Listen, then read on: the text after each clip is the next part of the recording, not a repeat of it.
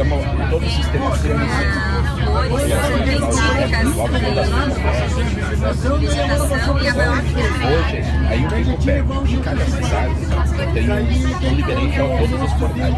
lindo, né? Então, você tem que conhecer, porque é uma coisa franquia, mas não é franquia. diferente, Não paga luva, não paga óleo, só mesmo mas ele vai aqui pagar no uma Paraná. taxa de adesão. Pela locomotiva a diesel. Essa troca demorava mais ou menos 1 hora, né? Os passageiros desembarcavam e aqui tinha uma cantina que servia o famoso bolinho da graxa, que era um tipo de bolinho de chuva frito na banha. Infelizmente o trem elétrico não existe mais, a parada também não e o bolinho de graxa também não. Hoje a estação de banhado é utilizada como alojamento para os funcionários da manutenção permanente da via. Porém, senhoras e senhores, toda a estrutura que foi feita para eletrificar a ferrovia, que consta com uma barragem, uma hidrelétrica e também uma barragem, uma represa e uma hidrelétrica, continua funcionando até hoje. Acabou de deixar a gente ali, estamos parados para justamente, certo, retomar. São 2 trilhos.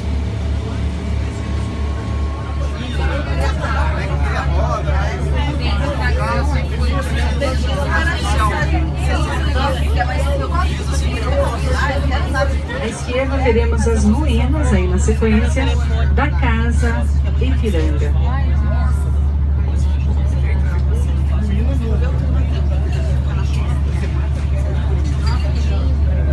Rio Ipiranga, viu? Curitiba tem muitos rios, que essa daqui é a represa do Bariri.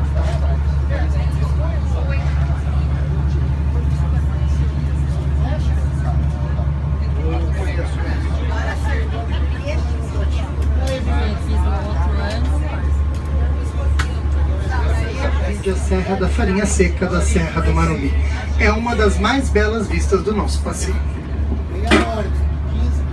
Olha só, hoje tá um pouco nublado, né? Mas olha só, a gente tá passando assim aqui num trecho praticamente suspenso, só tem trilho.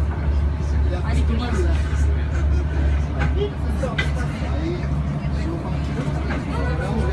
Se não tivesse nublado, dava pra ver a altura que a gente está.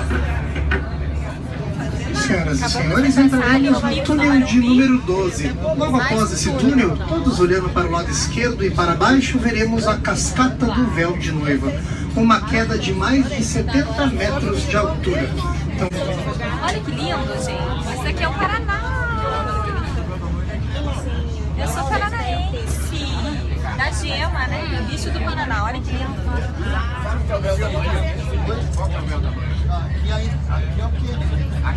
Aqui é o Quênio, viu? Mas quando tá chuva ele pode mandar também, né? O véu da noiva é esse aqui já. Esse é o véu da noiva? É o véu da noiva esse? Que legal! Olha que passeio, gente! Incrível, né? Então, você que não sabe o que explorar em Curitiba, já pensou um passeio desse? Ó, acabou de deixar ali a garganta do Tiago. Entramos em mais um túnel. A mãe, a filha, a avó, a neta, todo mundo e tal. Ele fez uma aqui novela que era no trem, que era aqui.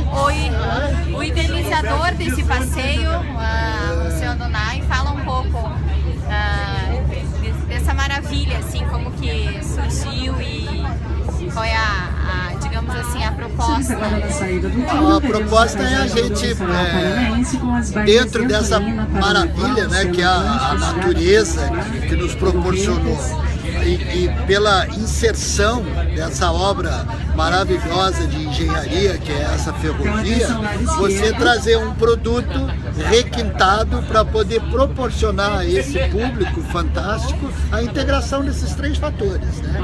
Então, história, meio ambiente, engenharia e um produto de qualidade.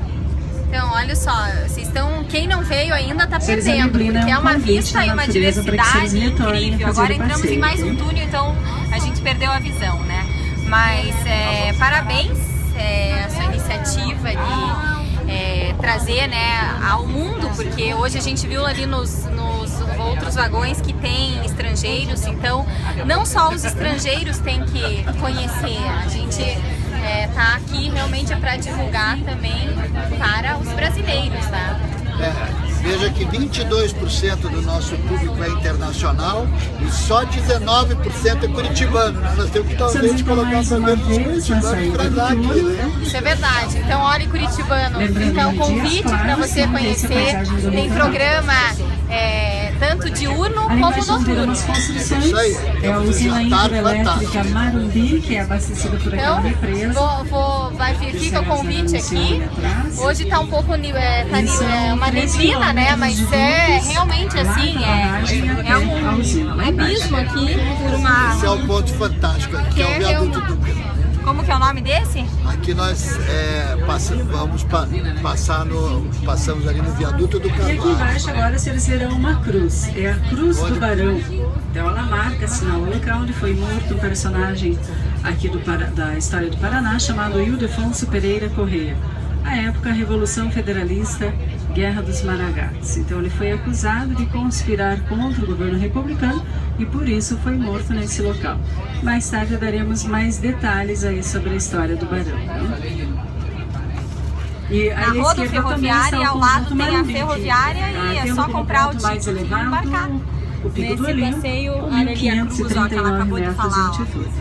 É um local muito procurado por montanhistas, alpinistas, né? E agora sim a Cruz do Barão. O que significa a Cruz do Barão? Ildefonso Pereira Corrêa. Daqui a pouquinho. Isso. Você sai lá em 4 barras. Agora a gente já está na região atentos aí a selva, porque ela é habitada por aproximadas 1.810 espécies de animais. Acho que no pico então, às mais vezes, alto. Dá para ver macacos, bugios, tucanos, né, e etc. Então, mesmo num dia nublado, vocês veem que é lindo, né? Olha só esse verde. Já pensou num dia de sol?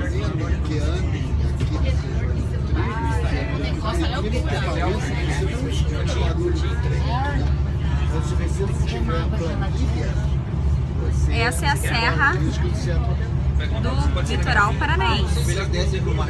Senhores, na sequência passaremos pelo viaduto Conselheiro Sinimbu, a paisagem e o precipício para os dois lados. A aventura desce na metade e faz caminhada. Aquele nome, a trilha.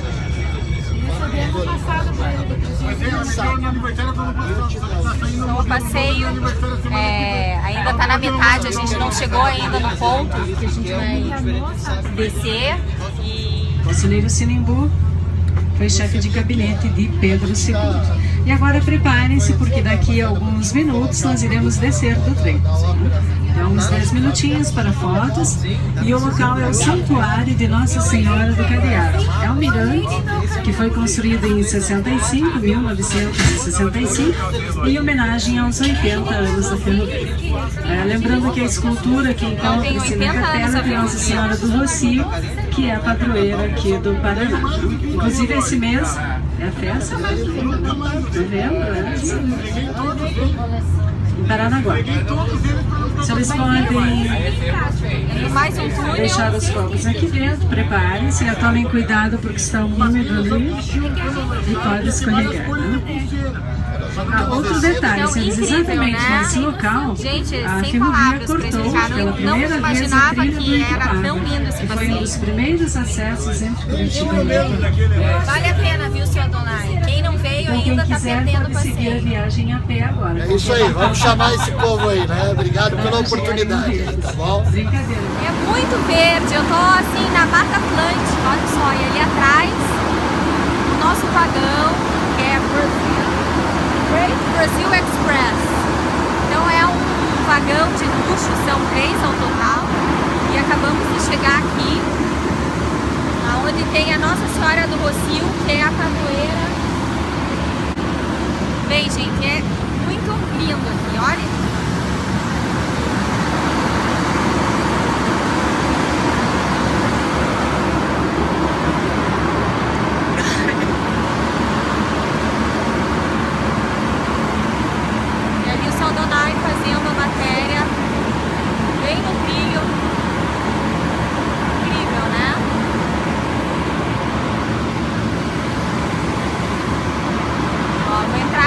agora embaixo aqui, vou fazer um pedido, né? Qual será o pedido? Bem, vamos pedir, né, pelo Brasil. Aqui é o pico mais alto, né, pelo que me passaram. E é Nossa Senhora do Cadeado, tá? Eu falei Nossa Senhora do Rocinho. Você vê ali, ela tá realmente embaixo, ó. Tem ali umas fechaduras que você pode passar aqui pelo cadeado. Nós vamos fazer esse pedido para Nossa Senhora. Estou dando volta por todos eles. Então é isso, Paraná, olha só a vegetação. Lindo, né? O programa aqui é só lindo mesmo para você conhecer. Porque só no vídeo não dá pra gente descrever. Engenharia como obra de reforço da ponte. Então esse aqui foi um dos grandes desafios Então, da construção da ferrovia. São João.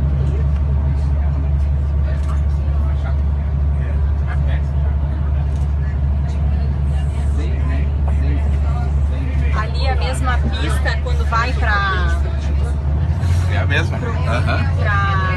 Paranaguá. Não, nós vamos passar lá agora. Lindo a Serra. Nós estamos construindo a serra. Lindo, né? Mesmo, olha, o tempo tá abrindo lá na serra. E ainda tá um pouco fechado.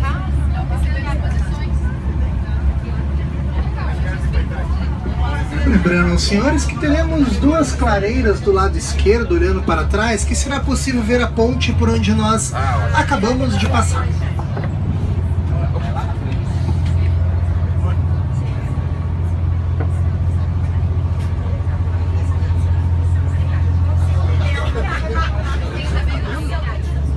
Ponte São João, a gente sempre vê quando pega ali a estrada para litoral paranaense. Que bacana. Acho que passou em cima da ponte, não imaginava que eu ia passar naquela ponte. Que legal, né? Esse é o Paraná, bicho do Paraná. Vegetação aqui. E é uma paisagem linda.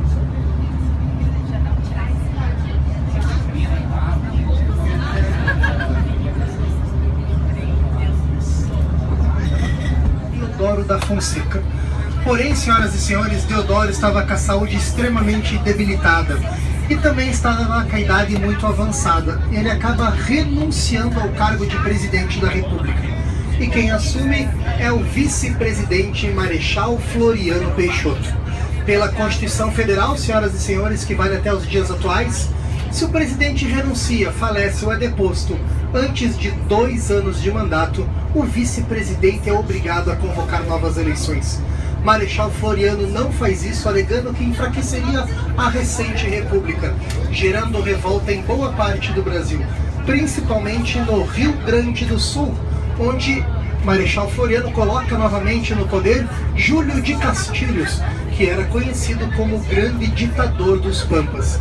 Isso gera uma revolta maior ainda, inclusive uma revolta armada. Eles eram conhecidos como os Maragatos, comandados pelo general Gumercindo Saraiva. O plano dos Maragatos era marchar sobre o país, chegar na capital, que era o Rio de Janeiro, destituir Floriano do poder e convocar as eleições previstas na Constituição Federal. Até por isso os Maragatos eram conhecidos como federalistas também. E é claro que isso não seria possível a não ser através da guerra. E assim explodiu em nosso país a Revolução Federalista, uma das guerras civis mais sangrentas do nosso país. Rio Grande do Sul teve as piores batalhas, Santa Catarina, a capital transformada em quartel-general dos Maragatos. E claro, o Paraná, Curitiba, estava no meio do caminho para o Rio de Janeiro. Chegando na região metropolitana de Curitiba, em Tijucas do Sul, a força dos Maragatos se divide em 3 frentes. Uma vai para Paranaguá, que foi facilmente conquistada. A outra vai para a cidade da Lapa, aqui no Paraná, onde acontece a principal resistência. Lá, bravamente, Ernesto Gomes de Carneiro resiste por mais de 26 dias de cerco, com uma força 8 vezes menor que a dos gaúchos, que os Maragatos. Esse episódio ficou conhecido como Cerco da Lapa, e paralelamente os Maragatos se dirigem a Curitiba. A cidade entra em desespero, pois sabia dos horrores da guerra. principalmente saques, estupros e a gravata colorada, a degola. Era comum de ambos os lados, tanto das tropas dos Maragatos, quanto das tropas de Floriano, que eram conhecidos como florianistas, legalistas ou ainda pejorativamente os pica-paus, pois eles tinham uniforme azul com o cap vermelho que lembrava o passarinho. Por isso essa guerra ficou conhecida como Maragatos versus pica-paus. A cidade em desespero clama a figura de um cidadão local, muito querido da população, presidente e fundador da Associação Comercial do Paraná, grande empresário do ramo de erva mate, Ildefonso Pereira Correia, o Barão do Cerro Azul. Temos o busto dele no início da Rua das Flores, na Rua 15 de Novembro, embaixo do impostômetro ali na Associação Comercial. Ele vai então conversar com o governador do Paraná para que Curitiba se preparasse para a guerra. Vicente Machado, que era o governador, que tinha uma disputa política com o Barão, diz que a guerra nunca chegaria à nossa cidade e dispensa o Barão. E alguns dias depois, na calada da noite, o governador do Paraná, Vicente Machado, o general Pedro Júnior, polícia e exército fogem de Curitiba de madrugada, mudando a sede da capital para Castro, entregando a cidade de Curitiba à própria sorte e sem governo. Novamente a figura do Barão aclamada, que mesmo a contragosto assume o governo provisório do estado do Paraná. E nesse meio tempo, os Maragatos chegam a Curitiba. E o Barão do Cerro Azul vai negociar a paz e consegue, através de empréstimos de guerra, estimados em mais de 300 contos de réis, o equivalente a quase 47 milhões de reais nas moedas atuais. Então, podemos dizer que Curitiba passou à margem da Revolução Federalista, sem grandes incidentes. Teve até o baile de aniversário da baronesa em Curitiba. Porém, senhoras e senhores, com a demora no cerco da Lapa, os Maragatos se enfraquecem. Eles ganham o cerco, mas eles se enfraquecem, perdem muito tempo, muitos soldados. E Marechal Floriano ganha ajuda externa dos Estados Unidos. Sabendo disso, os Maragatos em desvantagem batem em retirada de Curitiba e a paz retornava à nossa cidade. Isso é o que todo mundo pensava que ia acontecer. Quando as tropas de Floriano chegam a Curitiba, começam as perseguições políticas. Os orgulhos estavam feridos. Quem fugiu virou herói, quem ficou era visto como traidor. Faltou presídio em Curitiba. Para vocês terem uma ideia, o Teatro São Teodoro foi transformado em cadeia. Ele foi demolido. Hoje no local, Biblioteca Pública do Paraná, em frente ao Hotel Bourbon. E o Barão do Cerro Azul é convocado a prestar esclarecimentos. E ao se apresentar é detido. Ele e os 5 integrantes do governo provisório. A ordem oficial era para que todos fossem levados de trem a Paranaguá para serem levados ao Rio de Janeiro de navio e lá serem julgados por crime de traição à pátria. Acontece, senhoras e senhores, que no quilômetro 65 da nossa ferrovia, logo após o túnel de número 9, o freio do trem acionado, todos os prisioneiros são desembarcados. E ali mesmo onde vocês viram aquela cruz, colocada pela maçonaria, na madrugada do dia 20 de maio de 1894, todos os passageiros foram fuzilados. O Barão do Cerro Azul foi o último a ser morto, inclusive com um tiro no joelho, primeiramente, e de misericórdia entre os olhos. Os corpos deixados ali mesmo e a viagem prosseguiu. Pouca gente conhece essa história, inclusive os paranaenses, pois ela ficou proibida em nosso país por mais de 40 anos. E a gente só conhece essa história por causa do diário do historiador Rocha Ponte. Somente em 2008, por decreto do ex-presidente Lula, que sancionou uma lei do senador Osmar Dias, o nome do Barão do Cerro Azul foi escrito no livro de aço dos heróis da pátria no Panteão em Brasília. Então o Barão do Cerro Azul é o primeiro e único herói paranaense no livro de aço no Panteão dos Heróis em Brasília. Para quem gosta de história, existe um livro, Última Viagem do Barão do Cerro Azul, o escritor é Túlio Vargas. Quem gosta de um bom filme, o Barão do Cerro Azul é interpretado pelo Elson Capri, a baronesa pela Júlia Gam. O Gumercindo Saraiva é o Lima Duarte. Tem também José de Abreu, Camila Pitanga, Dalton Mello, uma ótima produção, ganhou o prêmio máximo no Festival de Cinema de Gramado. O nome do filme é O Preço da Paz. Fica a dica para vocês. Só para fechar, que eu já me alonguei, após esse episódio as cidades tinham que mostrar o seu apreço. Curitiba, Avenida Marechal Floriano Peixoto. Em frente à nossa catedral, no Marco Zero da nossa cidade, na Praça Tiradentes, está a estátua do Marechal de Ferro da República. Santa Catarina muda o nome da cidade. chamava-se Nossa Senhora do Desterro, a capital de Santa Catarina.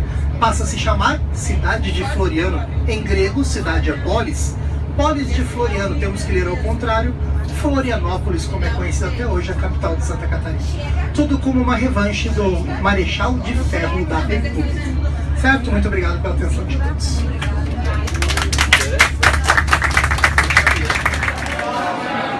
Bem, pessoal, aqui ó, se viu que embaixo esse é um prato típico paranaense. Ele tem aqui a farinha de trigo, né? E daí você vai misturando aqui, olha, com a carne. É uma carne desfiada.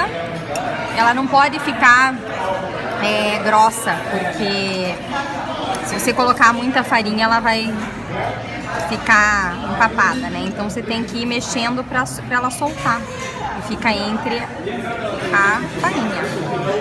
Esse é o típico prato do Paraná, o barreado, o famoso barreado aqui em Morretes. E a banana coloca aqui, ó. Aí a banana você pode pôr um pouquinho mais de caldo aqui e do ladinho assim você pode comer com a banana, porque daí tem um gostinho doce, né? Ó, ele tá colocando ali só pra não ficar seco, né? Então a gente coloca aqui.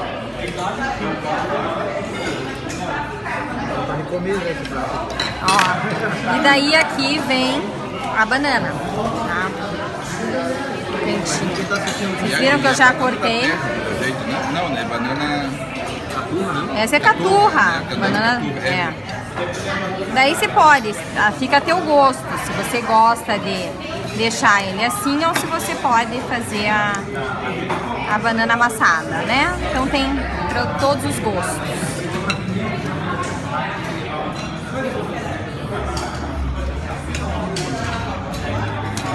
Aumentou minha fome.